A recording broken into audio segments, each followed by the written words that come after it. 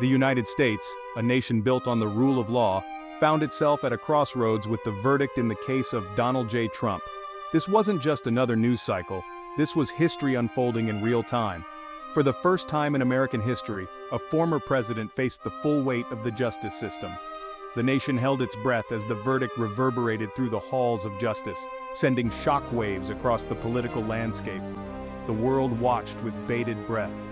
The outcome of this trial, regardless of its verdict, had the potential to redefine the very principles of American democracy. It underscored the delicate balance between holding power accountable and navigating the complexities of justice in a deeply divided nation.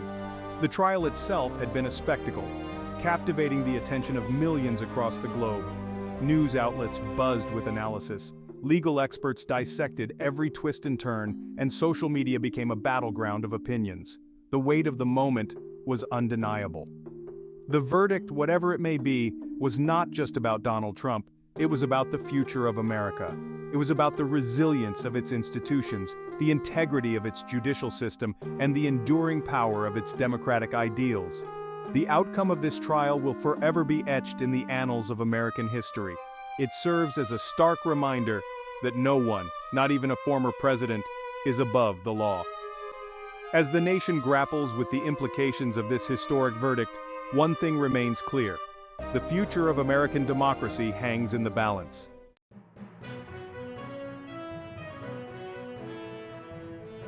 The nation held its breath as the jury delivered its decision. This wasn't just about one man's fate, it was about the soul of a nation. The verdict in the Trump case represented a pivotal moment in American history, a moment where the country would decide whether it would uphold its founding principles or succumb to the forces of division. Across living rooms and newsrooms, a collective gasp filled the air as the verdict was read. The weight of the moment was palpable, a tangible entity that seemed to press down on everyone watching. This was a culmination of years of political turmoil, social unrest, and a deepening partisan divide that had come to define the American experience. On CNN, legal analysts debated the implications of the jury's decision, their words tumbling over each other in a rapid-fire exchange of legal jargon and political speculation. CBS News cut to a live feed of crowds gathered outside the courthouse, their faces etched with a mixture of anxiety and anticipation, their voices a cacophony of chants and slogans. ABC News provided a historical context, drawing parallels to other landmark legal cases that had shaped the nation's trajectory. The international community watched with a mixture of fascination and concern. Al Jazeera's coverage highlighted the global implications of the verdict, emphasizing its potential impact on America's standing on the world stage. The BBC's analysis focused on the historical significance of the trial, drawing comparisons to other moments when democracies had grappled with threats to their institutions. The world was watching, and America's response to this verdict would be judged for generations to come.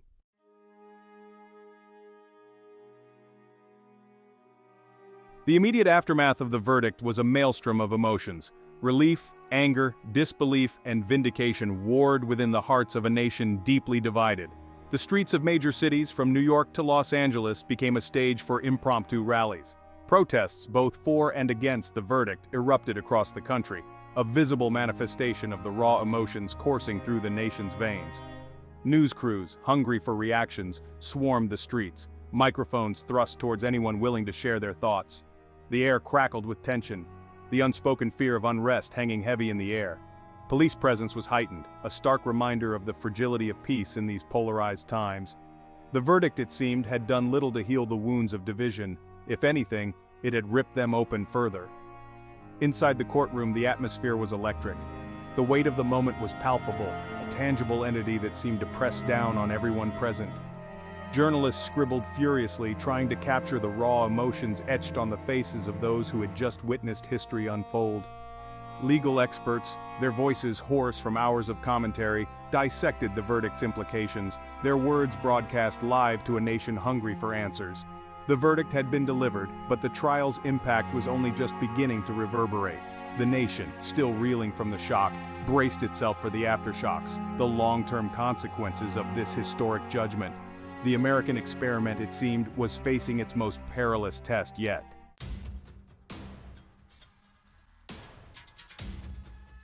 Online, the verdict ignited a firestorm of reactions. Social media platforms, already battlegrounds for political discourse, became echo chambers of outrage and affirmation. Hashtags related to the verdict dominated trending topics, reflecting the deep polarization that characterized the online world.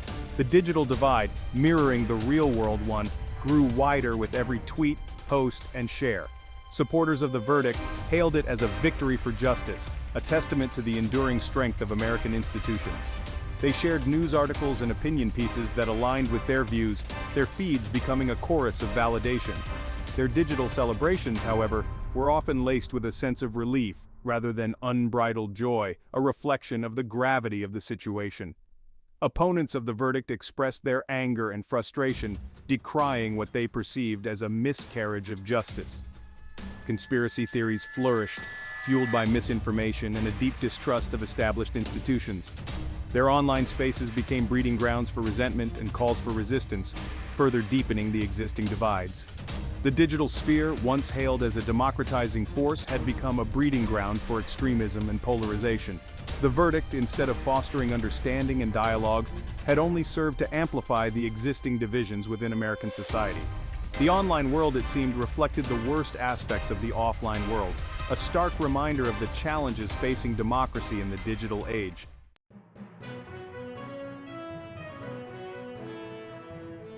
Section 3. The world is watching. Across the globe, news organizations scrambled to cover the verdict, their headlines reflecting a mix of shock, concern, and cautious optimism. The United States, once seen as a beacon of democracy, was now under the international microscope, its every move scrutinized for signs of weakness or resilience. The world held its breath, watching and waiting to see how the nation would navigate this unprecedented moment in its history. For some, the verdict served as a cautionary tale, a stark reminder of the fragility of democratic institutions. Commentators pointed to the rise of populism and nationalism around the world, drawing parallels between the political climate in the United States and the challenges faced by other democracies. The verdict, they argued, was a wake-up call, a reminder that democracy could not be taken for granted. Others saw a glimmer of hope in the verdict, a sign that even in deeply divided times the rule of law could prevail. They emphasized the independence of the American judiciary, highlighting the fact that a former president had been held accountable for his actions. The verdict, they argued, was a testament to the enduring strength of American democracy. The international community, much like the American public, was divided in its response to the verdict. Some saw it as a sign of America's decline, while others saw it as a testament to its resilience. One thing, however, was clear. The world was watching, and the outcome of this trial would have far-reaching consequences for America's standing on the global stage.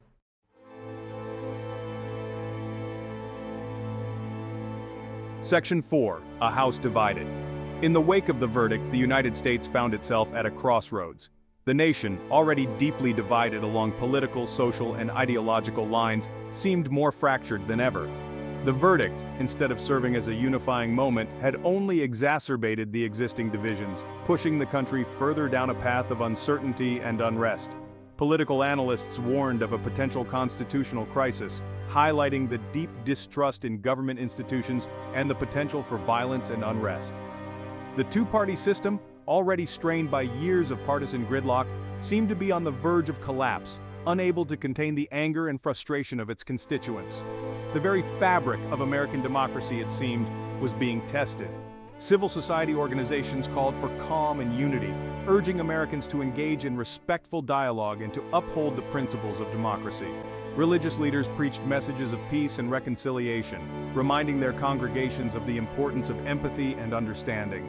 However, their pleas often fell on deaf ears, drowned out by the cacophony of anger and resentment that echoed across the nation. The verdict had exposed the fragility of the American experiment, laying bare the deep divisions that threatened to tear the nation apart. The path forward was unclear, shrouded in uncertainty and fraught with peril. The question on everyone's mind was whether the United States could find a way to heal its wounds and bridge its divides, or whether it would succumb to the forces of division and discord.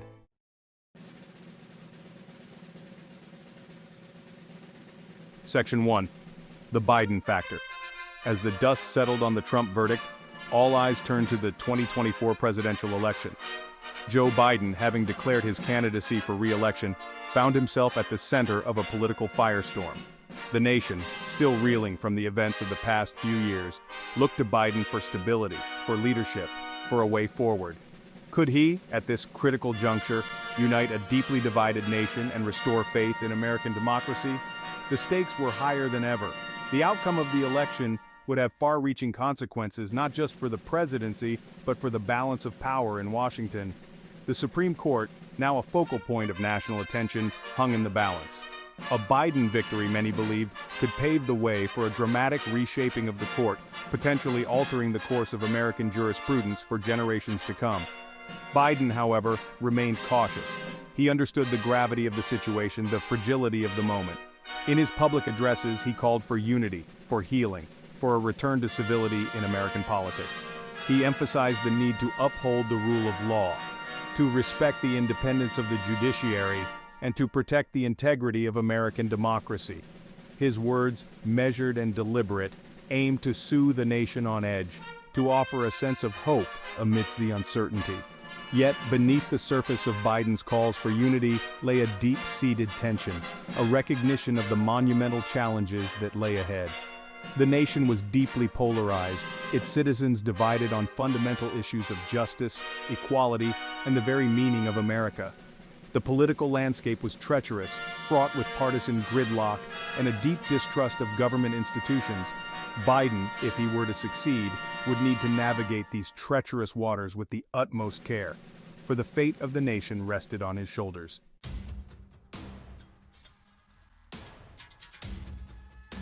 Section 2. A court divided. The Supreme Court, once a symbol of stability and legal authority, had become a lightning rod for controversy. The Trump years had seen a dramatic shift in the court's ideological balance, with the appointment of 3 conservative justices solidifying a conservative majority. This shift had profound implications for American law, paving the way for rulings on abortion, gun control, and voting rights that had ignited fierce debates across the country. The court's legitimacy, once unquestioned, was now under scrutiny. Critics accused the conservative justices of being beholden to partisan interests, of prioritizing ideology over legal precedent. They pointed to rulings like the overturning of Roe v. Wade as evidence of a court that had lost touch with the values of the American people. The court, they argued, had become a political institution, its decisions driven by power rather than principle. Defenders of the court, however, maintained that the justices were simply upholding the Constitution as it was written, interpreting the law without fear or favor. They argued that the court's role was not to reflect popular opinion, but to serve as a check on the other branches of government, ensuring that laws were consistent with the Constitution. The court, they insisted, remained a vital institution, essential for safeguarding the rule of law and protecting individual liberties. Yet, even as the debate over the court's legitimacy raged on, one thing was clear: the court was deeply divided. The conservative justices, emboldened by their majority, seemed poised to reshape American law for a generation. The liberal justices, outnumbered and increasingly marginalized, faced an uphill battle in their efforts to preserve long-standing precedents and protect the rights of vulnerable populations. The court, once a symbol of unity and stability, had become a microcosm of a nation riven by division and discord.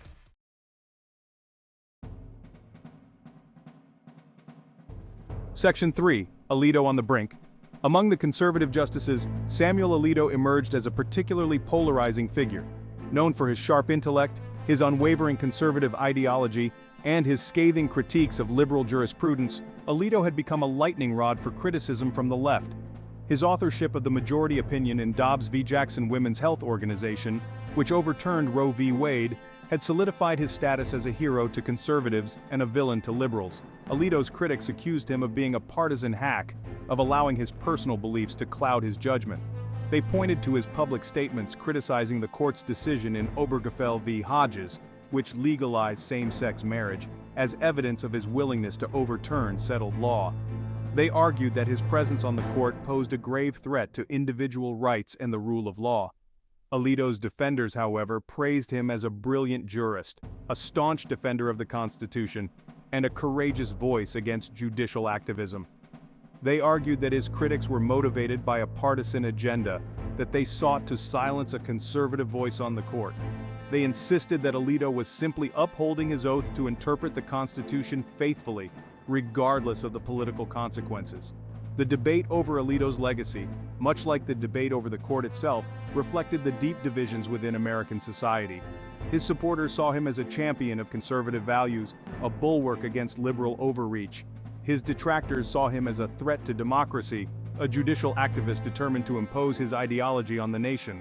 The question of whether Alito would remain on the court, and what impact a Biden victory might have on his tenure, became a subject of intense speculation and anxiety.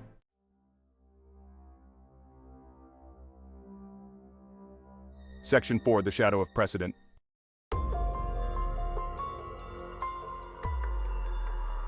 The potential for a reshaped Supreme Court sent tremors through the very foundations of American governance.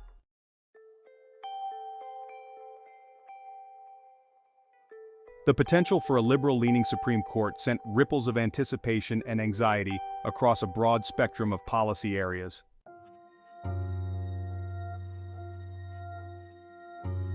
As the potential for significant policy shifts loomed, so too did the specter of further erosion in public trust in the judicial branch.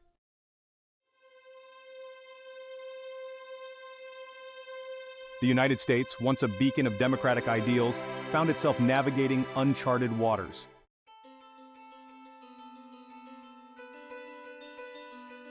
The culmination of Donald Trump's verdict is more than an individual legal outcome. It is a profound moment in American history that echoes through its institutions, society, and the very identity of the nation.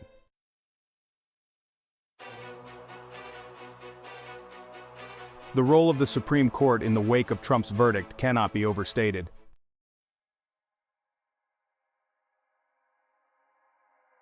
As America moves forward from Trump's verdict, the trajectory of its political landscape remains uncertain.